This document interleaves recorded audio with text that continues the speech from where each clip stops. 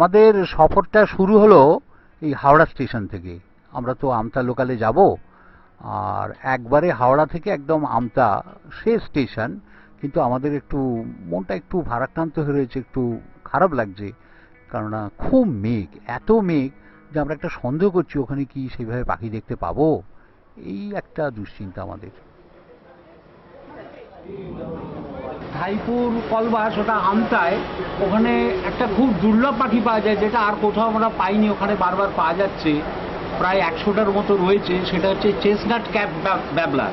Chestnut cap babbler ভারী সুন্দর দেখতে, অনেকেই ছবি তুলে এনেছে। আমরা মূলত সেটা দেখতেই যাচ্ছি। আমাদের সঙ্গে রয়েছে মন্টু হাইত, আমি, অনিমেষ মান্না, শুভেন্দু দাস, 7জন আছি। আর এছাড়া আরেকটা খুব বড় ঘটনার জন্য আমরা যাচ্ছি, যেটা এক্ষুনি খুব বেশি পাওয়া যাবে না। শীতের পাখি ওখানে সব বিক্রি হয়, কমন টিলও বিক্রি হয়, ব্লু থ্রোট বিক্রি হয়, সব পাখি বিক্রি হয়, সমস্ত স্নাইপ বিক্রি হয়, সমস্ত স্যান্ডপাইপার বিক্রি হয়, সমস্ত ডাকস বিক্রি হয়। মানে মাঠে ধরে সেগুলো বিক্রি করে। লোকাল পাখির মধ্যে জ্যাকানাও বিক্রি হয়, ব্রঞ্জিং জ্যাকানা, ফেদার টেল জ্যাকানা, সমস্ত বিক্রি হয়। এটার জন্য আমরা খানিকটা দেখতে যাচ্ছি। আর কি কি পাওয়া যায়, প্রজাপতি, ফড়িং, এই সমস্ত চর্চার জন্য যাচ্ছি।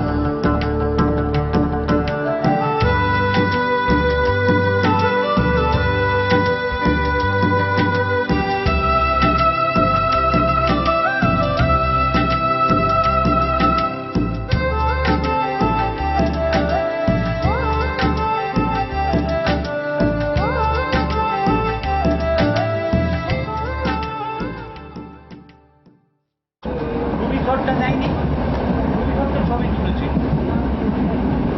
বলেছিল 15-16টা রুবি বলছে। সেটা শান্তনু বলেছিল, সেটা শান্তনু সম্ভবত বলেছিল যে 15-16টা রুবি থ্রোট।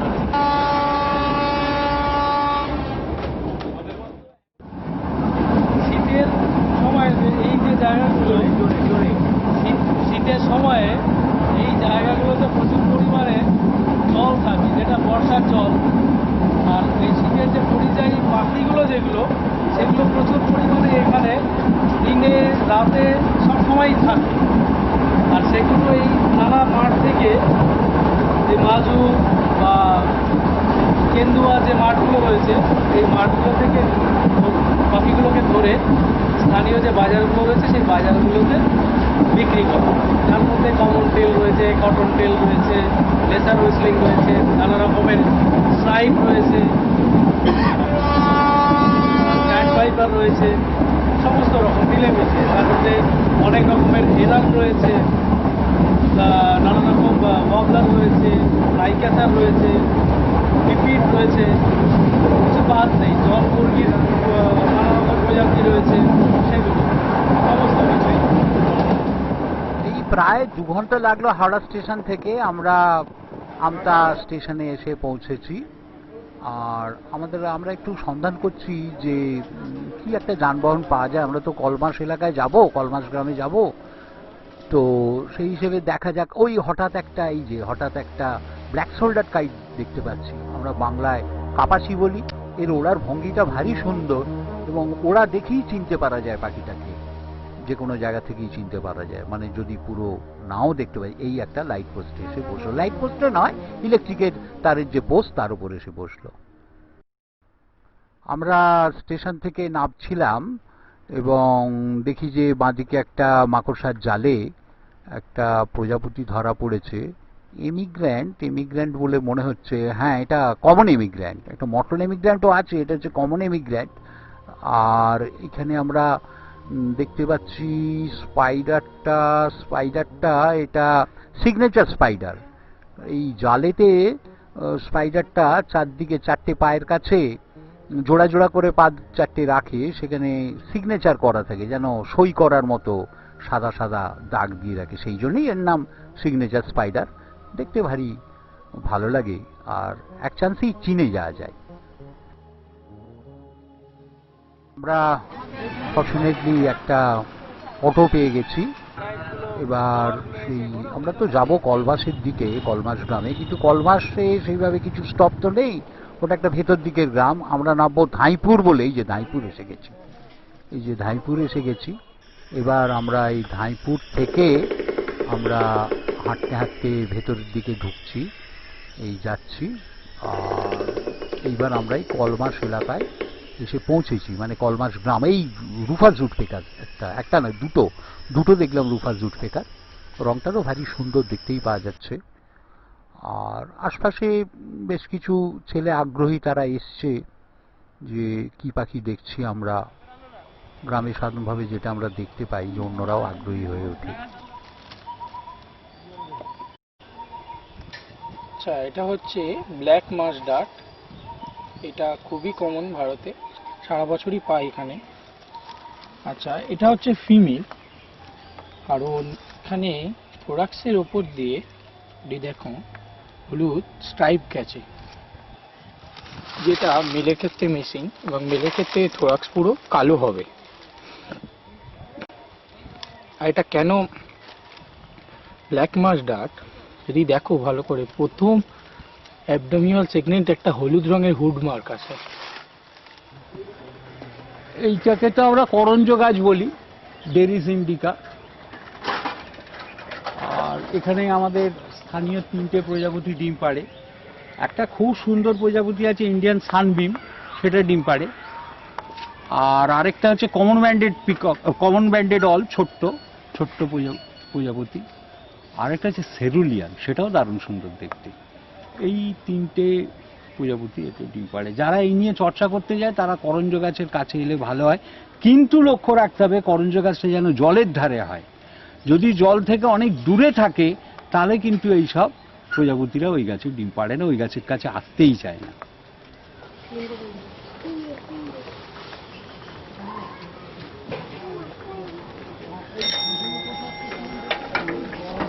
তো ডাক্তার পুরবে।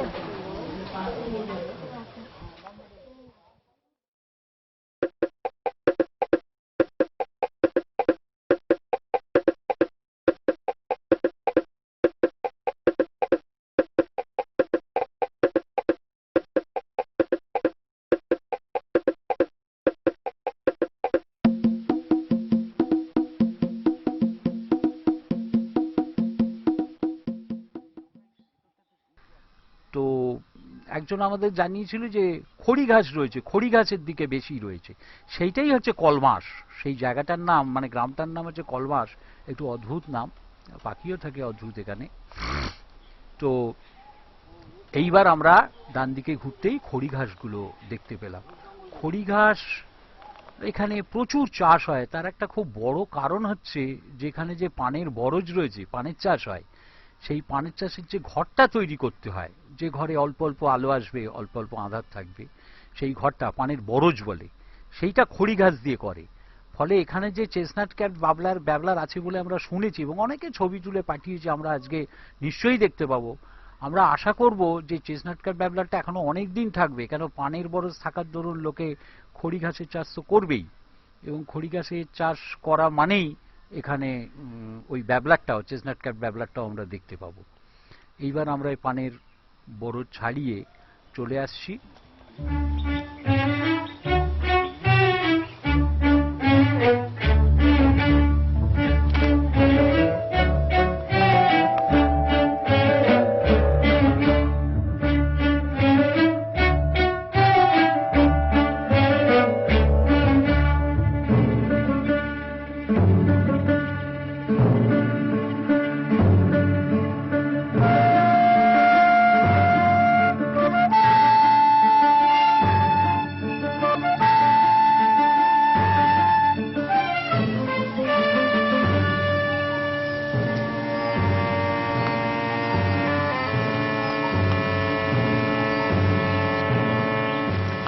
হ্যাঁ, এখানে বেশ ঘন খড়ি ঘাস দেখা যাচ্ছে। তো এখানে আমরা একটুখানি দাঁড়াই, দেখি যে ভেতরে কি একটা নড়ছে দেখছি, পাখি দু চারটে নড়ছে। হ্যাঁ হ্যাঁ হ্যাঁ, ওই তো চেস্টনাট ক্যাপ ব্যাবলারি দেখতে পাচ্ছি, খুব স্পষ্ট দেখা যাচ্ছে। যে মাথায় তো একটা খুব সুন্দর চেস্টনাট রং আছে, তারপর গলা এবং তার আশপাশটা সাদা দাগ।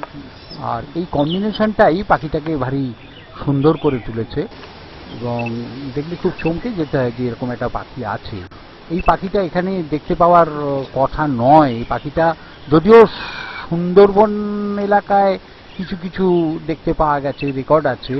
আসলে পাখিটা একবারে উত্তর দিকের পাখি, উত্তর এবং উত্তর পূর্বাঞ্চলের পাখি। তো এখানে কিভাবে পাওয়া যাচ্ছে, ওই যে আবার এসছে। হ্যাঁ, কয়েকটা বাচ্চাও এর মধ্যে রয়েছে, আমরা অন্য জায়গা থেকে দেখেছি যে বাচ্চাদের খাওয়াচ্ছে। ছবিতে হয়তো সবসময় বাচ্চাগুলো ঠিক সেইভাবে আসেনি, ছবিটা একটু অন্য দিক থেকে নেওয়া হয়েছে। তো অর্থাৎ এখানে এগুলো ব্রিড করে, বাসা করছে, অতএব বাচ্চা হচ্ছে। এটা একটা খুব খুব আশার কথা এটা। আমরা আবার ছুটে চলেছি আর একটা খড়িবনের দিকে।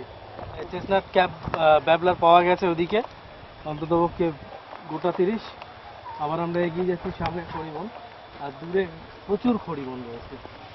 দূরেরগুলো কতটা যাওয়া হবে বা যেতে পারা যাবে সেটা জানি না, কিন্তু কাছে যতটুকু পাওয়া যাচ্ছে ততটুকুই আমরা দেখে নেব।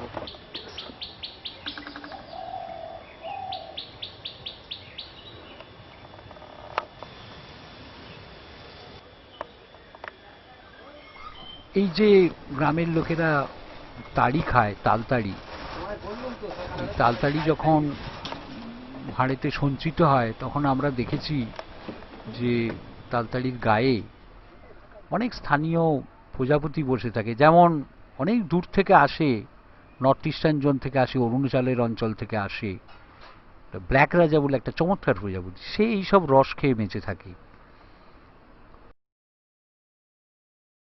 ওই মাঠে আমরা একটা শিয়াল দেখছি। আর এখানে সেই সময় খুব চীনাবাদামের চাষ হয়েছে।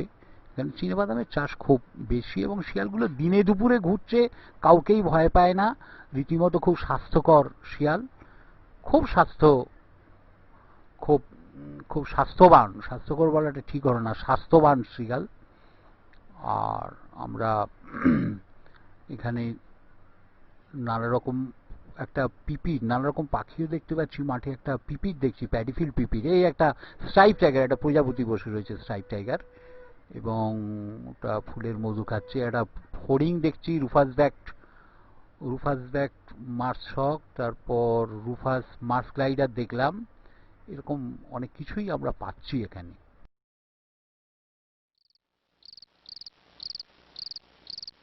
এই যে আমরা সারাদিন ঘোরাঘুরি করলাম, সারাদিন ঘোরাঘুরির পর এবার আমাদের ফিরে যেতে হচ্ছে। ফিরে যেতে বলতে আমরা রসপুরে থাকবো। ওই যে একটা বিটার দেখতে পাচ্ছি, তারে বসে রয়েছে বিটার, ও সম্ভবত একটা মৌমাছি ধরেছিল এবং মৌমাছি খেতেই খুব পছন্দ করে, তার নাম থেকেও বোঝা যায়। তো আস্তে আস্তে আলো কমে আসছে, আমরা গ্রামের মধ্যে দিয়ে যাচ্ছি, আর নানা রকম পাখিও আমরা দেখতে পাচ্ছি। আমরা থাকবো তো রসপুরে, সেই রসপুরের দিকে যাচ্ছি। বাঁশিরই একটা গ্রাম। আর একটা ব্ল্যাক শোল্ডার্ড কাইট হবার করছে, এবং সেটাও হ্যাঁ ওই যে হবার করছে, দারুণ সুন্দর পাখিটা। আমরা আমতা স্টেশনে নেবেই একটা দেখেছিলাম। এখানে অনেকগুলো ব্ল্যাক শোল্ডার্ড কাইট আশপাশে মাঝে মধ্যেই দেখতে পাচ্ছি। একটা লং লেগ মাস্ক গ্লাইডার বসেছিল, তার উপর একটা ফড়িং, ও ওপরেই বসে থাকে ওরকম ডগার ওপর, কারণ ওর পায়ের গঠনটা এমন, ও অন্যভাবে বসতে পারে না। তো ক্রমশ আলো আরও কমে আসছে। আমরা আবার কালকে সফর শুরু করব, সকাল থেকে করব। আজকে আমরা প্রায় শেষ পর্যায়ে এসে পৌঁছে গেছি।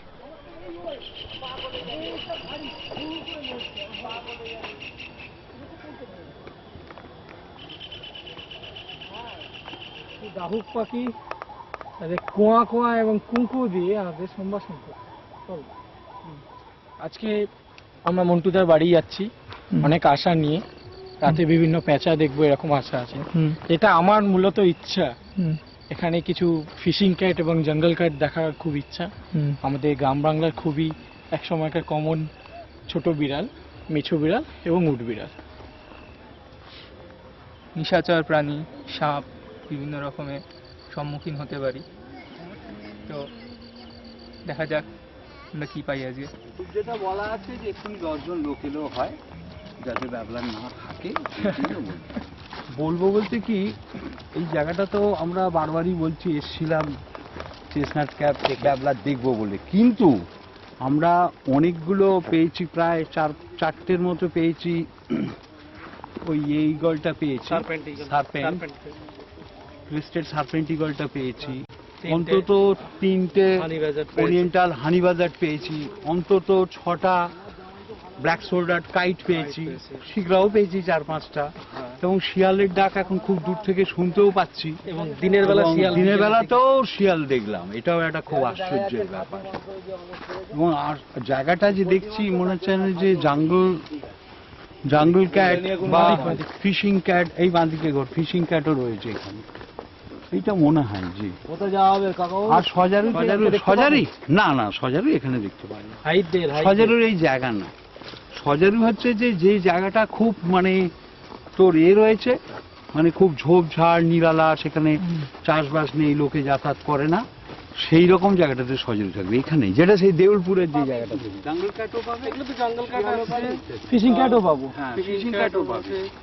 ফিশিং দেখতে পাওয়া শক্ত। আরেকটা যেটা হবে সেটা হচ্ছে যে ওই কি বলে ওটাকে, ছোট যেটা শিয়ালটা আমরা ফক্স খ্যাঁকশিয়াল, এই খ্যাঁক শিয়ালটা এখন আর বোধহয় এদিকে নেই, যেটা আমাদের গ্রামে এখনো আছে, বা বসিবদাতে একটা দুটো দেখা যায় কচিত কখনো, সেইটা এদিকে বোধহয় আর নেই।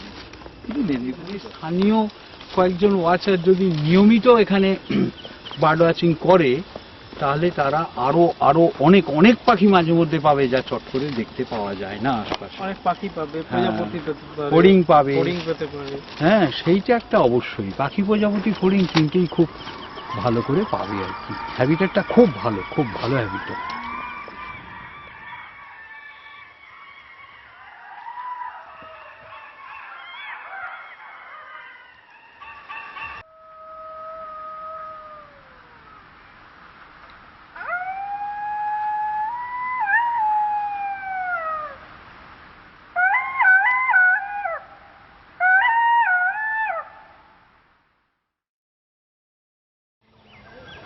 পরের দিন সকালবেলা আমরা রসপুরেরই আশপাশে ঘুরছি, বন্টু হাইটের বাড়ির আশপাশে। একটা এই একটু আগে দেখতে পেলাম একটা কমন হক্কুকু পাপিয়া বলি মাঠে নেমেছে লার্ভা ধরার জন্যে। পোকা খায় কিন্তু লার্ভাই এদের খুব পছন্দ। একটা লার্ভা পেয়েছে, খাচ্ছে দেখতে পাচ্ছি। আর সবুজ যে গাছগুলো দেখছি সব বাদাম গাছ, চীনে বাদাম গাছ, আগেও আমরা প্রচুর দেখেছি। আর তো আমরা দেখছি আশপাশে আর কি পাওয়া যায় না পাওয়া যায়, গাছপালা, তারপর ফড়িং, প্রজাপতি, এই সমস্ত দেখছি আমরা। এই যে এখানে দেখতে পাচ্ছি যে মুগ কড়াইয়ের চাষ হচ্ছে, তো এই মুগ কড়াইতে গ্রাম ব্লু বলে একটা ছোট প্রজাপতি আছে, লাইসিনিডির মধ্যে পড়ে, এটা ডিম পাড়ে, এবং আমরা দেখতেও পাচ্ছি এখানে গ্রাম ব্লু, এই যে একটা গ্রাম ব্লু উঠছে, তখন ওই কচি সুঁটিতে ডিম পাড়ে।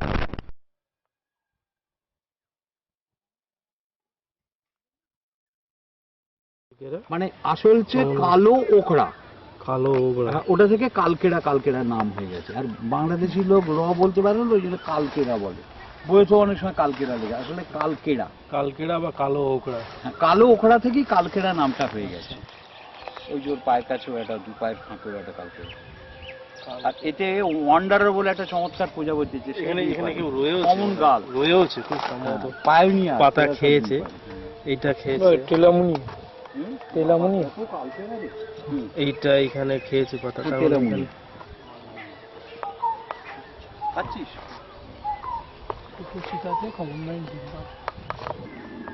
বাংলা না কালকেরা, কালচেতে যেটা বললে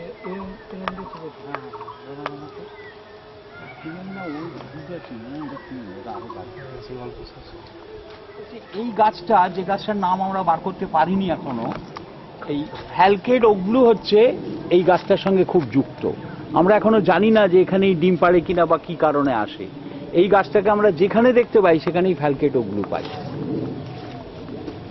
এখানেও আমরা যদি খুঁজি এখানে কখনো না কখনো ফ্যালকেট ওগুলো দেখতে পাবো, কিন্তু আমাদের এখানে ফ্যালকেট ওগুলোর কোপ্রাইট কি আমরা জানি না, কোনো বইতে সেটা উল্লেখ নেই। ফলে এমনকি ভারতবর্ষের কোনো প্রজাপতি চর্চা করে যারা, তারা কেউ ফ্যালকেট ওগুলোর ছবি তুলতেই পারি না। আমরাই প্রথম ছবি তুলেছিলাম। প্রথম তুলেছিল সৌম্যজিৎ চৌধুরী, তারপর রুদ্রদাস। সৌম্যজিৎ চৌধুরী সিকেবিএসে তুলেছিল আর রুদ্রদাস তুলেছিল জয়পুর বিলে। ও যখন ওটা পোস্ট করে তখন চতুর্দিকে এক্সপার্টরা জানতে চাইছিল যে তোমরা কোত্থেকে পেলে। ভারতবর্ষে তো কেউ করেনি বলে আমাদের এখানে প্রচুর রয়েছে, প্রচুর, 6টা 8টা সব দেখতে পাই এক এক সময়। এটা ওরা খুব অবাক হয়ে গেছিল। ওটা বাইরে পাওয়া যায়, ভারতবর্ষের বাইরে? না না না না না, মানে কোথায় পাওয়া যায় জানে না, কিন্তু আমাদের এখানে যে অনেক পাওয়া যায়, ইন্ডিয়াতে রেকর্ড আছে, কিন্তু ঠিক খুব স্ট্রে রেকর্ড। আমরা একটা সেরুলিয়ান দেখতে পাচ্ছি, এটা কমন সেরুলিয়ান, করঞ্জ গাছে ডিম পাড়ে। এখানে তো অনেক করঞ্জ গাছ রয়েছে, ছবিতে দেখা যাচ্ছে না, উল্টো দিকে একটা করঞ্জ গাছ রয়েছে। তো এই কমন সেরুলিয়ান একটা ছোট প্রজাপতি, লাইসিলির মধ্যে পড়ে। এটা শীতকালে আর গরমকালে আলাদা দেখতে হয়ে যায়। আমরা বলি ওয়েট সিজন মর অ্যান্ড ড্রাই সিজন মর। তো শীতকালে যেরকম দেখতে থাকে, মানে এখন গরমকালে যেরকম দেখতে আছে, শীতকালে একবারে অন্য দেখতে হয়ে যায়। একটা বাদামি মতো ভাব চলে আসে এবং দাগগুলো অনেক মোটা মোটা লাগে। চর্চা না করলে মনে হয় যেন যে একটা আলাদা অন্য কোনো স্পিসিস, একই প্রজাপতি সেটা বোঝা যায় না। তবে এটা মনে রাখা দরকার যে ওই প্রজাপতিটাই যে শীতকালে পাল্টে যাচ্ছে তা নয়। গরমকালের প্রজাপতিটা যে ডিম পাড়ছে, সেই ডিমটা যখন শীতের সময় ফুটছে, সেই প্রজাপতিটারই রং পাল্টে যাবে। একই ইন্ডিভিজুয়ালের রং পাল্টে যায় না, তার বাচ্চাটার রং পাল্টে যায়, আগেরটা একই রকম থাকে।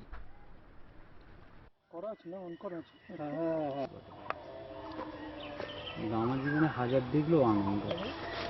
ওই ওপর দিক করে মেলটা ঠিক ওই বাঁশের যে বাঁধা হয়েছে পুকুরের পাড়টা, ওই পুকুরে আর ওইখানে ওপরে ছিল।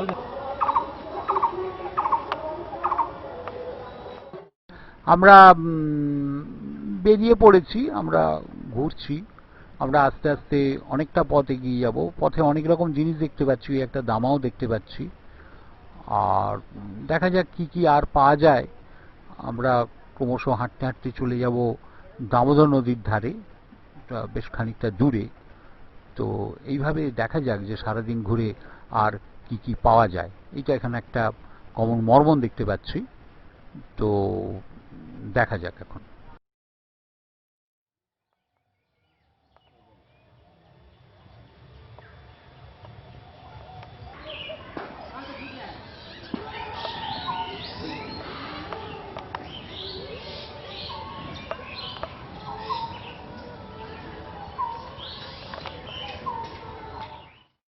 হানি বাজার এদিকে এসছে, বোঝা যাচ্ছে হানি বাজার, ওরিয়েন্টাল হানি বাজার। আমরা এটাকে মৌবাজ বলি। মৌবাজ খুব একটা মজার পাখি, যেখানে মৌচাক থাকে। দেখা যায় সেই মৌচাকের ওপর বসে সে মধু খাচ্ছে, মৌমাছির লার্ভা খাচ্ছে। এমনকি আমরা এটাও দেখেছি যে ওই মৌচাকটাই ভেঙে ভেঙে খাচ্ছে। একবার আমরা সিকেবিএসে দেখেছিলাম দুটো মৌবাজ, মানে হানি বাজার, দুটো মৌবাজ একটা বড় একটা মৌচাক থেকে ভেঙে ভেঙে খাচ্ছে। অশোক দাশগুপ্তর খুব ভালো ভিডিও করা আছে। আচ্ছা, এইবার প্রজাপতি কিনতে গেলে যেগুলো খুব বড় দরকার সেগুলোই বলবো আর কি। এছাড়া তো বারবার ফিল্ডে দেখতে হবে, প্রচন্ড ফিল্ড করতে হবে।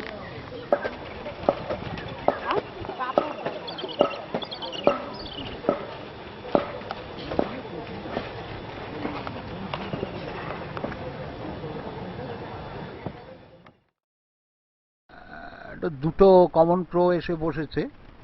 ওরা একটা দুটোই পুরুষ।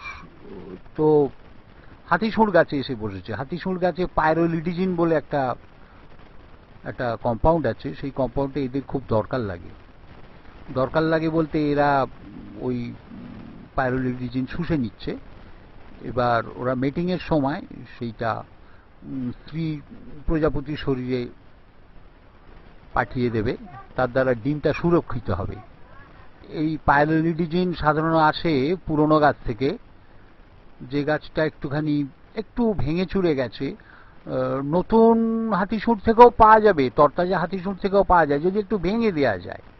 ভেঙে দিলেই ওই রসটা বেরোবে, সেখানে দেখা যাবে যে প্রচুর প্রজাপতি এসে, সব নয়, আসবে stripe tiger, blue tiger, plain tiger, common crow, এইসব প্রজাপতিগুলোরই দরকার লাগে এই পাইরোলিডিজিন। এই বাঁদিকে একটা জলাশয় আছে, ওই জলাশয়ে একটা কি একটা নড়ছে, তো কিছু একটা, হ্যাঁ হ্যাঁ, এই একটা ওয়াটার মনিটর রয়েছে দেখছি, খুব বড় না হলেও খুব ছোটও নয়। এই একটা এমন প্রাণী যে হঠাৎ দেখলে একটা কুমিরের মতো মনে হয় যদি খুব একটা বড় দেখা যায়। এদিক ওদিক ও করার চেষ্টা করছে, আমাদের দেখতে পেয়েছে, ওই জন্য একটু লুকিয়ে পড়া, সরে যাওয়ার চেষ্টা করছে, আত্মগোপন করার চেষ্টা করছে। এই প্রাণীটাও খুব কমে যাচ্ছে। প্রথমত থাকার জায়গা নেই, তারপর লোকে মেরেও ফেলছে চামড়ার জন্যে, মাংসের জন্যে। আমরা মন্টুর বাড়িতে ফিরে এসেছি, যে বাড়িতে আমরা ছিলাম। তো ওই বাড়িরই একজন সদস্য বাঁশের পদ্রি দিয়ে খুব সুন্দর একটা ফুলের সাজি তৈরি করছেন। আর এখন উনি পদ্রি তৈরি করছেন, বাঁশ কেটে কেটে পদ্রিগুলো তৈরি করছেন। আর এবার আমরা যাচ্ছি পাশেরই একটি বাড়িতে, যেখানে যাব আর কি। তো সেখানে একটা জাপানি কোয়েল আছে, এই যে শুভেন্দু আমাদের জাপানি কোয়েলের খাঁচাটাকে নিয়ে এসছে। কদম তাহলে আমার বাপে বাড়ি, এই এই এই এই ভাইয়ের মতন, আমার ভাইপো, সে নিয়ে এসেছি। একটা মেরে ফেললো কি না, একটা মেয়ে হয়েছে ভীষণ মুখটা না ফুলে গিয়েছিল, চোখটা ফুলে গিয়েছিল, ঠান্ডা। জাপানিজ কোয়েল। তো খেতে দাওনি? হ্যাঁ, খাবার নেই, খালে শেষ হয়ে কি গেছে। খাওয়া? ও ভাত খায়, খায়, ওই নাম কি, গম খায়, চাল খায়, ওই সব খায়। ধানও খায়, ধানও খায়, রুটি খায়। বইটা জল দাও না? ওটা একটু বেশি হ্যাঁ, দাগটা ওই তো বেশি, সব একটু খায়, কালচে রয়েছে, এসে এ গেছে, রয়েছে। হাত দিয়ে। ওরা গেলে বুঝতে পারবে। হ্যাঁ, এই আজ চান করে দিই। ফিমেলটা না মেলটা ভালো করে দেখ। জাপানি কোয়েল খুব জোরে ডাকে, আর এটা এমনই জোরে ডাকে যে আশপাশের লোক এগুলোকে বুঝতে পারে না, প্রতিবেশীরা খুব আপত্তি করে। আর আমরা যতক্ষণ ছিলাম ততক্ষণ ডাকেনি, কিন্তু যখনই আমরা চলে যাচ্ছি সেই সময় ডাকলো। তবে এই ডাক আরো জোরে হয়, একটু দুর্বল হয়ে পড়েছে বলে ডাকটা তত জোরালো নয়।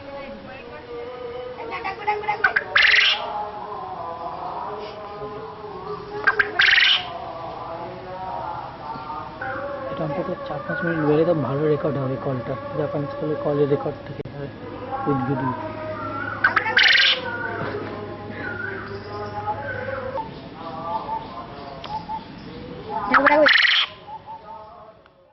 আমরা আবার বিকেলবেলা বেরিয়ে পড়েছি, মাঠের ওপর দিয়ে যাচ্ছি আমরা।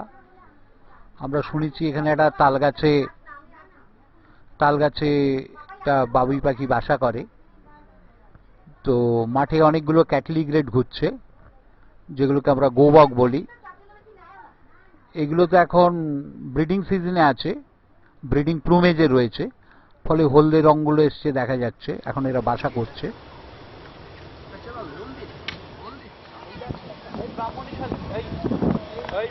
না, ডান দিকে দেখছি যে ব্রাহ্মণী শালিক বসে রয়েছে। ব্রাহ্মণী শালিক, মাথাটা কুচকুচে কালো, গাটা বিস্কুট রঙের। এরা যখন ডাকে খুব সুন্দর ডাকে, এদের বসে বসে যখন গান গায়, শোনবার মতো গান। আর সবসময় জোড়ায় জোড়ায় থাকে। একটু মেঘও করেছে, এই নেবে এসছে, মাটিতে ঘুরছে পাখিটা। এখানে কচুর চাষ হয়েছে, যে কচু আমরা খাই, খাদ্য কচু। ওই বেরিয়ে চলে গেল পাখি দুটো, অনেক দূরে বেরিয়ে চলে গেল। একটা লার্ভা দেখতে পাচ্ছি, সেই লার্ভাটা হচ্ছে মাইমের লার্ভা। মাইম বলে একটা প্রজাপতি আছে, কালোর ওপর রং তার হালকা হলদে ডিজাইন থাকে। আর এই লার্ভাটা যখন ডিম ফুটে বেরোয় তখন সেটাকে একটা পক্ষী বিষ্ঠার মতো দেখতে লাগে, আর পরে আস্তে আস্তে সেটা এত সুন্দর রং হয়ে যায়। তো এটা যে গাছে ডিম পেড়েছে সেটা হচ্ছে কুকুরচিতা, লিটসিয়া গ্লুটিনোসা। এর একমাত্র ফুড প্ল্যান্ট এখানে কুকুরচিতা, এই গাছটা।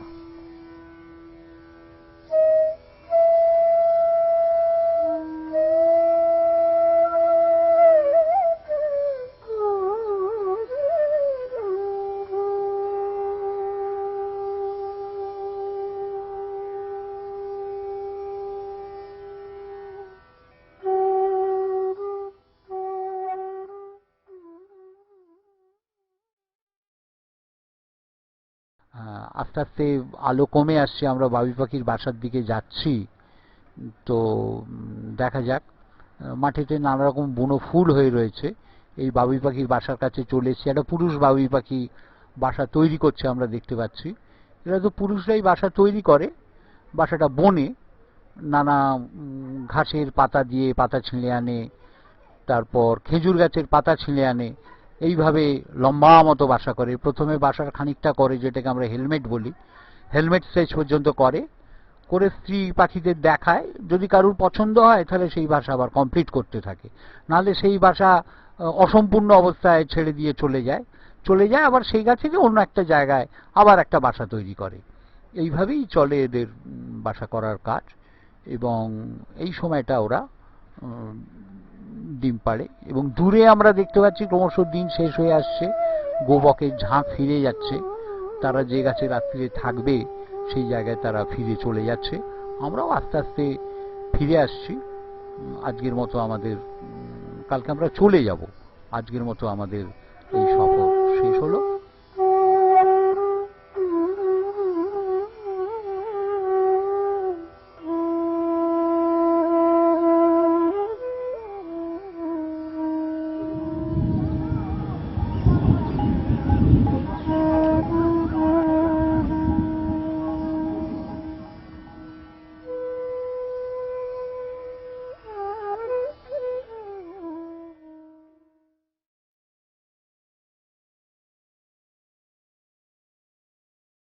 তৃতীয় দিন সকালে এবার আমরা ফিরে যাচ্ছি বলা ভালো, কলকাতার দিকে।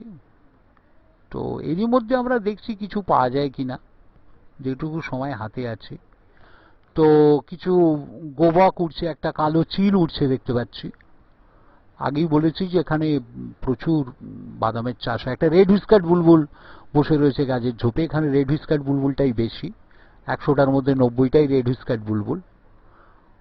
আর একটা ফড়িং বসে রয়েছে, খুব কমন ক্লাবটেল, এটা খুব সাধারণভাবে দেখা যায়। একটা গ্রে মঙ্গুস ঘুরছে দেখছি।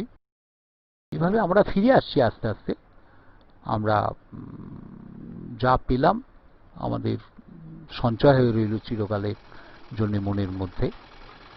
খুবই আমরা ভালোভাবে ঘুরতে পারলাম, দেখতে পারলাম। বিশেষ করে চেস্টনাট ক্যাপ ব্যাবলার দেখবো বলে এসেছিলাম, সেটা তো খুব ভালোই দেখতে পেলাম। আমরা এখন একটা অটো করে ফিরে আসছি। আজকে তৃতীয় দিন ছিল, কিন্তু অনিবার্য কারণবশত আমরা এটাকে শেষ দিন করে নিচ্ছি। আর আগামীকাল যেটা হওয়ার কথা ছিল সেটা আর হচ্ছে না। আজকে আমরা এখানে শেষ করছি। আজকে দক্ষি যাবার কথা ছিল, কিন্তু দক্ষিতে যাওয়া হচ্ছে না। দুদিনের পর ফিরে যাচ্ছি আবার চেস্টনাট ক্যাপ ব্যাবলারের জায়গায়।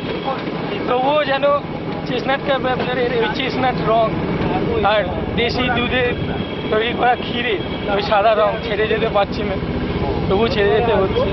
আশা করছি আবার আসবো, চেস্টনাট ক্যাপ ব্যাবলার আবার পাবো।